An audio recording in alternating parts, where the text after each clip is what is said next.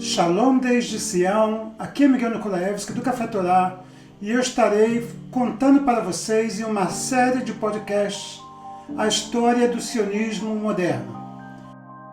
Mas antes de começarmos com esta história, eu gostaria de pedir a ajuda de vocês compartilhando o nosso canal, apertando o sininho para receber as notificações e deixando o seu comentário. O começo da Era Moderna na Terra de Israel. Dois eventos importantes são considerados, à luz dos historiadores, como o começo da Era Moderna na Terra de Israel. O primeiro deles, em 1799, foi quando Napoleão Bonaparte chegou à Terra de Israel. O segundo importante evento é a descoberta de uma carta onde Napoleão escreveu para os judeus da Terra de Israel naqueles dias, onde ele dizia: "Eu vim para devolver o que foi tomado de vocês." Esses dois eventos influenciaram muitos em seus passos e despertaram ondas de imigração na Europa. A invasão de Napoleão na região trouxe um interesse ainda maior da Europa a respeito da Terra de Israel, interesse o qual tinha diminuído muito desde a Era Medieval, desde que terminou o período dos cruzados na região. Com a chegada de Napoleão na Terra de Israel, foi mostrado a fragilidade do Império Otomano, e por causa disso, junto com o enfraquecimento do Império Otomano, as superpotências estavam lutando a fim de disputar a região. Além disso, a pesquisa e a literatura sobre a Terra de Israel aumentaram muito durante esse período. Outro incidente que influenciou muito a entrada na Era Moderna foi a conquista dos egípcios da Terra de Israel no ano de 1831. O Egito, que estava debaixo do governo do Império Otomano, era semi-independente. No Egito havia um forte desejo de independência, o qual era encabeçado pelos descendentes dos mamelucos. No período otomano, não havia unidade territorial, que era chamado Terra de Israel. Os primeiros que determinaram essa unidade foram os britânicos, somente no começo do século XX, que a chamavam de Palestina em todos os seus documentos britânicos. E por causa do pedido dos judeus, junto aos documentos, estava também escrito Terra de Israel, Eretz Israel. No período dos otomanos na Terra de Israel, ela era parte da província de Damasco. A Terra de Israel era um território isolado e distante no extremo do Império Otomano.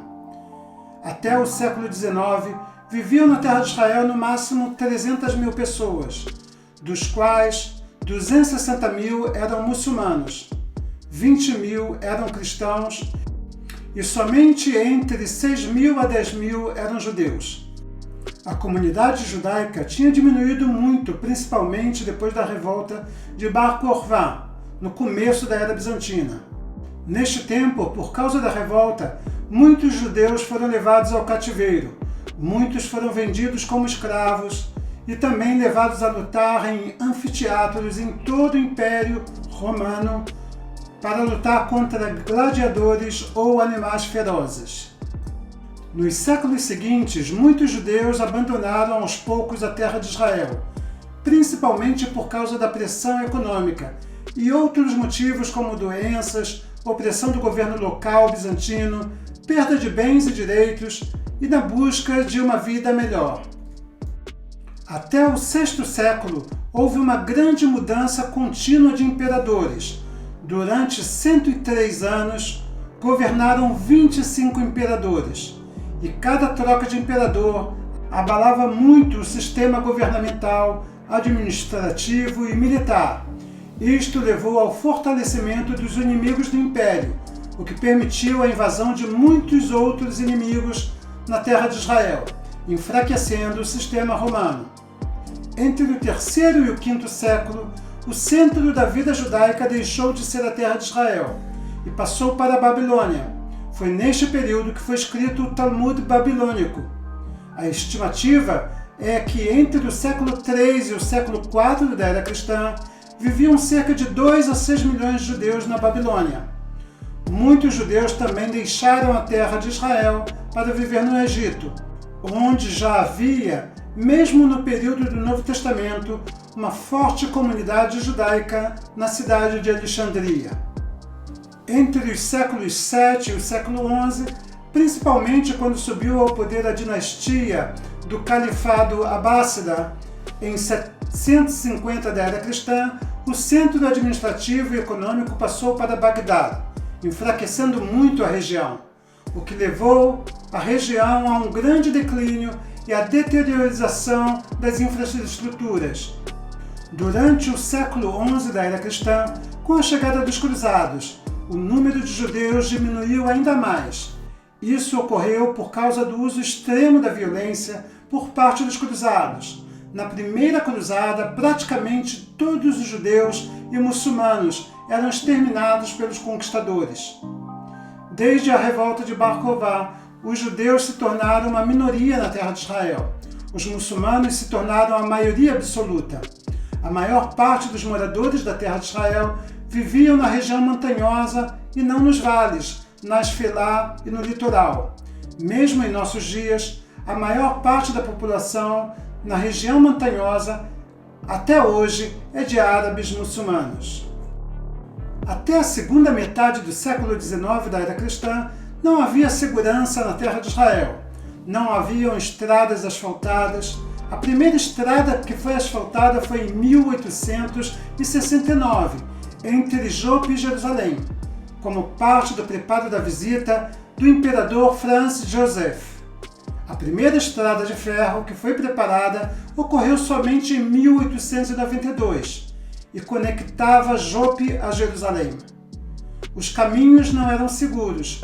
Haviam regiões inteiras controladas por tribos beduínas que facilmente saqueavam os peregrinos ocidentais.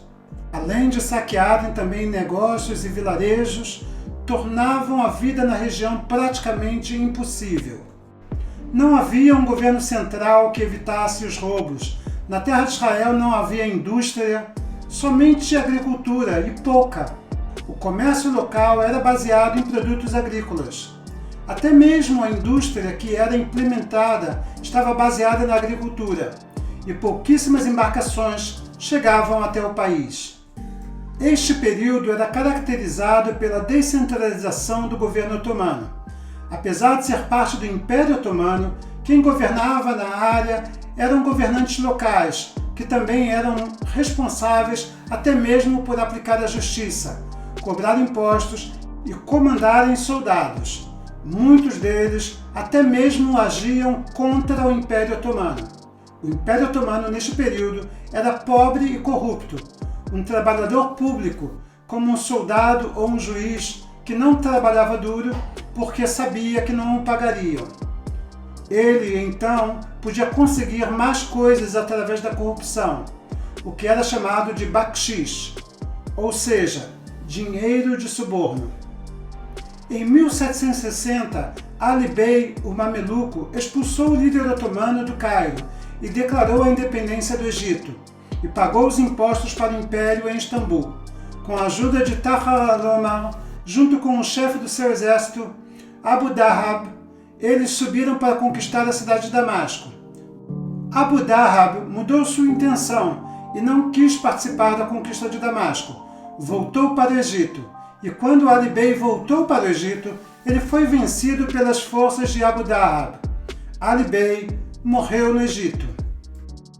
O Império Otomano, por sua vez, nomeou como governador do Egito a Muhammad Ali, de origem albanesa. Esta dinastia governou no Egito até a subida do poder dos jovens egípcios. Muhammad Ali e seu filho. Tem pessoas que dizem que ele era adotado ou enteado. Ibrahim Pasha era um dos governantes da parte do governo otomano, mas continuaram a política de não pagar os impostos para os turcos.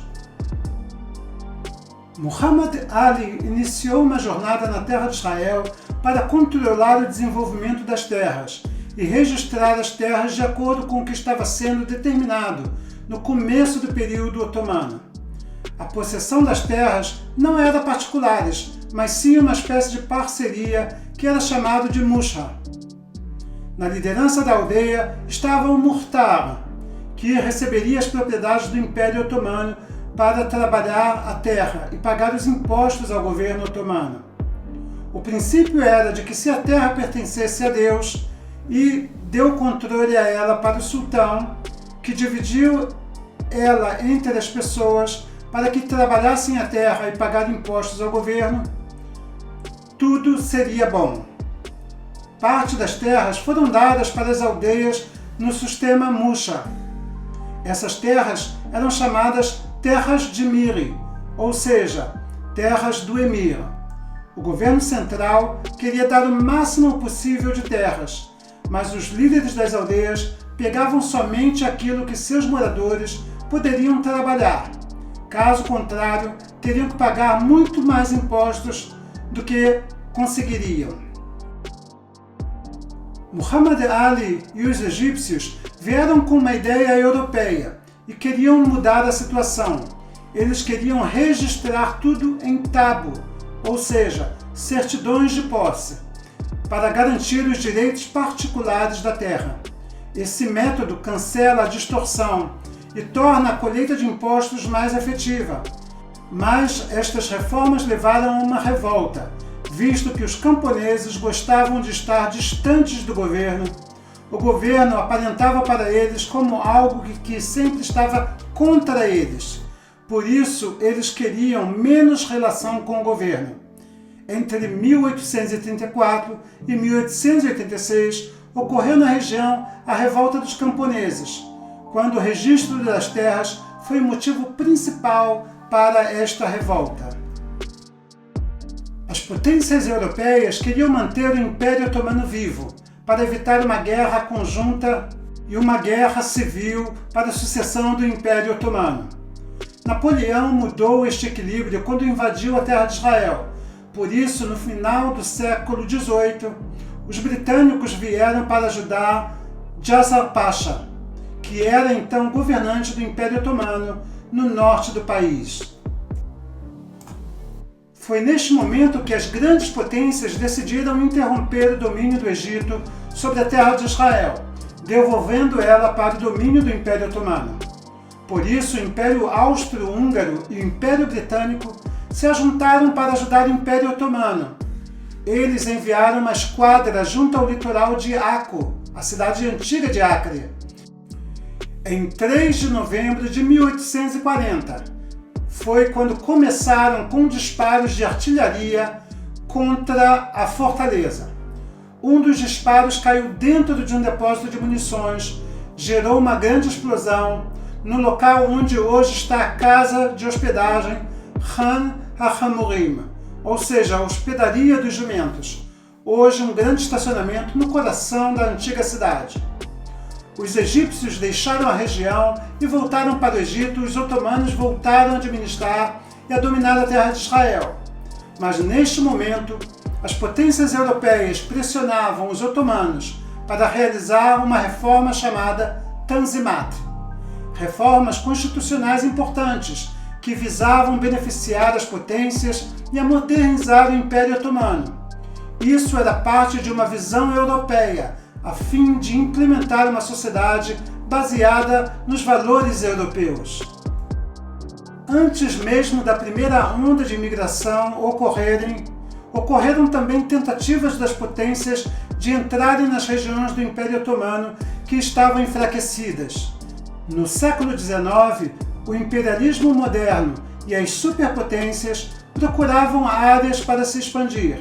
Os ingleses e os franceses conquistaram diversas regiões na Ásia e na África, e começou uma disputa por estas regiões. A terra de Israel, que era uma região isolada e distante da região central do Império Otomano, passou a ser um local estratégico, um portal para a Ásia e para a África. O Império Otomano estava quase em seu fim e não tinha dinheiro para investir nessas áreas. Foi nesta época que eles investiram na construção da grande estrada de ferro que ligaria a Turquia com Damasco e Damasco com Meca, conhecida como a Estrada de Ferro Hijazi. Foi neste período que começou a Era Moderna, quando os otomanos começaram a realizar as reformas, além das reformas das terras, e no ano de 1858 os turcos começaram a mudar a forma de governar.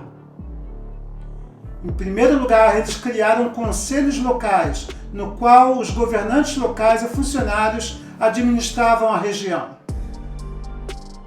Pela primeira vez, estabeleceram tribunais. Antes disso, não haviam tribunais. O Império Otomano começou a reconstruir o exército. Promulgou o recrutamento e, em vez de exércitos privados dos governantes locais, ele lutou contra os governantes locais armados.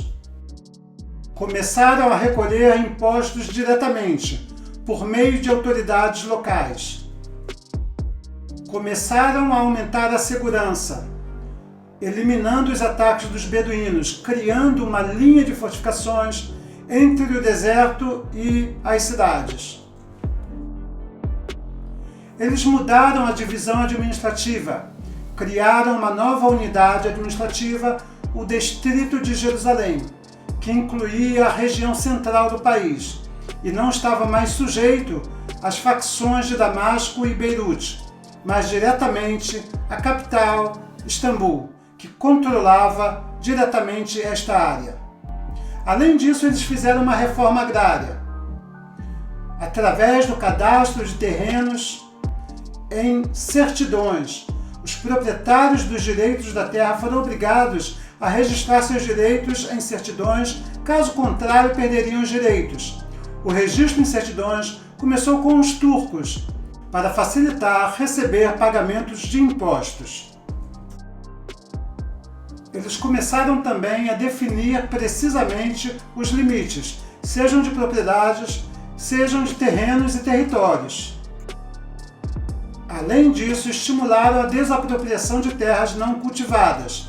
Se 3 anos não se trabalhava a terra, ela voltava para o Estado.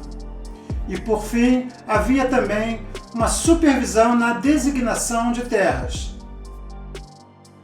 Mesmo o Império Otomano estando fraco, ainda tinha poderes que influenciaram até hoje os nossos dias, como, por exemplo, o registro de propriedades em Israel, que se chama Tabo. Até hoje, as disputas de terras entre judeus e árabes, em muitos casos, se baseia no registro das terras feitas durante o período otomano. Na região montanhosa da Galileia, Samaria e Judeia, vivem famílias árabes antigas, a elite da região. Estas famílias, como a família Husseini e Nashashibi, eram donos de muitas terras. As pessoas das aldeias trabalhavam a terra para eles. Esta elite que vivia na cidade de Siquém, Hebron, Jerusalém, enviavam seus filhos para estudar no exterior. Estudavam engenharia, advocacia, medicina e voltavam como aristocratas culturais e assumiam papéis importantes na administração mais elevada na terra de Israel durante o período otomano. Essas famílias não tinham o menor problema para conseguir registrar as terras. Os filhos bem educados liam os contratos e autorizavam a assinatura. Na região montanhosa, o registro das terras foi completamente feito. As famílias locais registravam em seu nome as terras. A maioria das boas terras estavam localizadas justamente na região montanhosa. No litoral do país e nos vales ficavam as famílias pobres e os estrangeiros, egípcios, sírios, beduínos, famílias que não estavam preparadas para registrarem suas terras. Além disso, se iniciou na região um grande abandono de terras. Por exemplo, por causa dos charcos que havia na planície costeira, milhares de quilômetros foram abandonados. O mesmo aconteceu também no Vale de Jezreel. Quem se aproveitou desta situação foram as famílias de aristocratas, a elite da região, daqueles que viviam na terra de Israel, na Síria, no Egito. Eles obrigaram as famílias pobres a registrarem as terras em nome deles. com a promessa de que vão trabalhar a terra como já estão acostumados. E assim, nos anos 50 e 70 do século XIX, foram registradas as terras em nomes de famílias da elite, como a família de Sorsuk, que se tornou da noite para o dia dona de milhares de quilômetros quadrados da terra de Israel e as suas redondezas. Esta família era de cristãos ortodoxos gregos da cidade de Beirute. Foi assim que estas famílias registraram milhares de quilômetros quadrados, pagando um valor muito baixo, permitindo que os camponeses continuassem trabalhando a terra. Mesmo assim, eles não permitiam que os camponeses trabalhassem a terra por mais de 3 anos, para garantir que eles não reclamassem o direito à terra. Foi por isso que muitos vilarejos passaram a ter 2 nomes. Por exemplo, Beit Ur el-Foka e Beit Ur el-Tafta, Baka el-Sharkiya, Baka el-Garbiya. O resultado disso foi a concentração de grandes territórios na mão de poucos. A maior parte das terras de Israel estava concentrada na mão de apenas 250 famílias de aristocratas, os donos das terras, e não passaram de fato àqueles que tinham direito desde o princípio. Quando o movimento sionista chegou e começou a operar na região, regiões inteiras se podiam comprar de apenas uma família, cujo único interesse deles era o dinheiro, sem nenhuma relação com as pessoas que viviam nas terras. A família do Mufti de Jerusalém, Hussein, um dos piores inimigos dos judeus, foi uma das famílias que mais vendeu terra para os judeus, além das famílias citadas acima, como a família Sorsuk. Os donos das terras vendiam as mesmas, retiravam os camponeses para que não trabalhassem a terra. Mesmo assim, o sindicato judaico pagava uma indenização pela desapropriação das terras, mesmo já tendo pago pelo valor da terra antes, às famílias dos aristocratas. Pode-se dizer que o sionismo tem uma dívida de gratidão com os mamelucos, que não desenvolveram a planície e os vales, e com os otomanos, pela reforma agrária. Portanto, o evento da invasão egípcia, que deu origem ao Tanzimat, também serve como um marco para o início da Era Moderna. Este capítulo resumiu os eventos do início do período. Este resumo da nova era termina com o estabelecimento do Estado de Israel. O processo de emancipação que ocorreu na Europa durante o século XVIII foi, sem dúvida alguma, um dos processos mais importantes que levou os judeus a terem o espírito do sionismo renascido em seus corações. Uma das ideias que era apregoada por Napoleão era o processo de emancipação. Napoleão permitiu aos judeus direitos iguais em 1806. Os judeus, que eram uma pequena minoria na Europa, mesmo assim, a emancipação teve uma grande importância para eles. Levou-se a um processo que mudou a sua história. Conforme eu citei no começo, na Carta de Napoleão para os Judeus, de 1799, ele escreveu: "Eu vim para devolver para vocês o que foi retirado de vocês."